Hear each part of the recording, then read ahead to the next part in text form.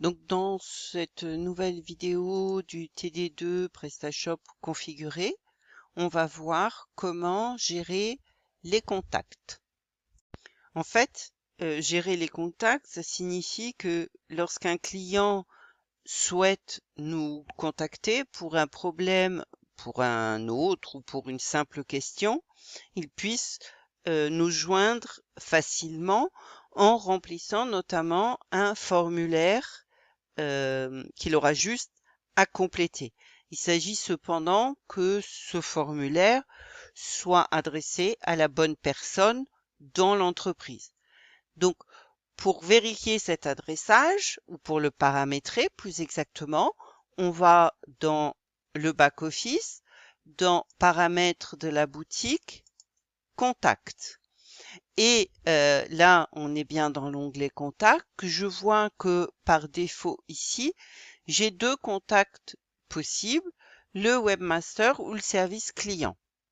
Je pourrais, si nécessaire, ajouter un autre contact, par exemple pour un service après-vente, ou même pour avoir un simple conseiller, je pourrais mettre conseiller clientèle. Nous, aujourd'hui, on veut juste modifier les deux contacts qui existent déjà.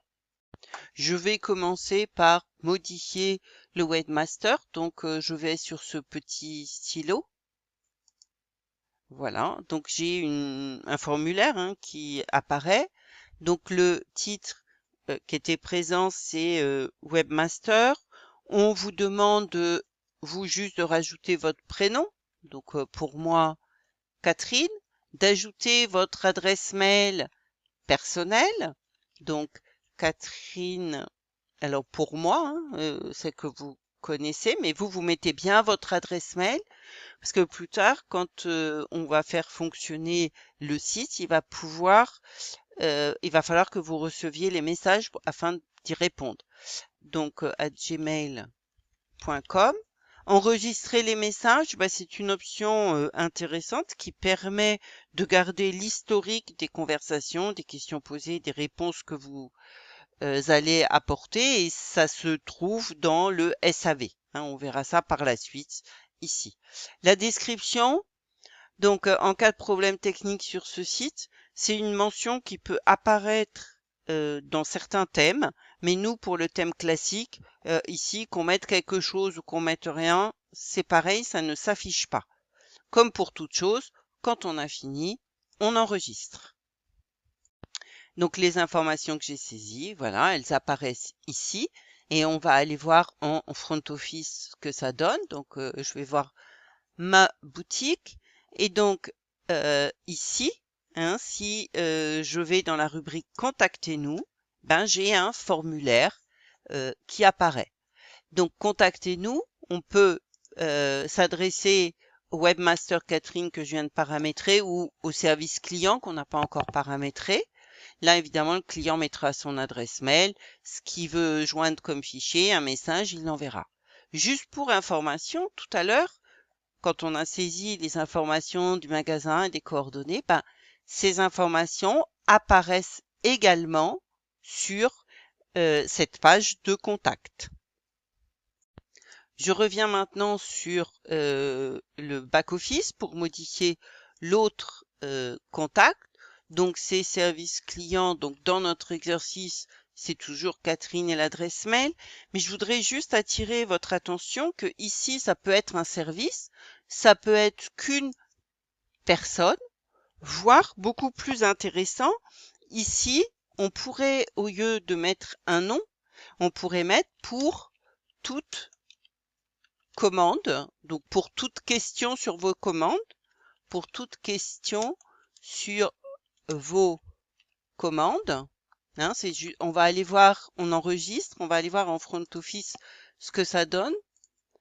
Et voilà en front office, quand on va aller sur Contactez-nous, j'ai le choix pour toute question sur votre commande ou le webmaster que j'ai fait tout à l'heure.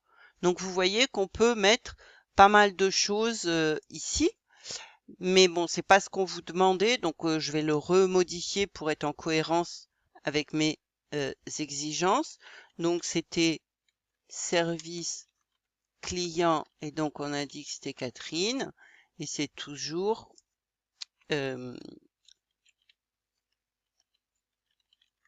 Catherine Barlet 78 gmail.com, et donc je valide, et donc maintenant en front office, le client pourra choisir à qui veut s'adresser. Je voudrais maintenant juste attirer votre attention sur une petite chose. Quand ici, vous voyez, il y a marqué « Appelez-nous ». Ce numéro, il apparaît parce qu'on a saisi en back-office, dans coordonnées, le numéro de téléphone portable de Romane. Rappelez-vous, on avait ici dans Contact, donc magasin coordonnées, saisi un numéro de téléphone. Si je supprime ce numéro de téléphone, donc j'enregistre, je retourne sur mon back-office et au lieu du numéro de téléphone apparaît « Contactez-nous ». Et si je clique dessus, apparaît le formulaire que nous venons de créer avec soit le webmaster Catherine, soit le service client.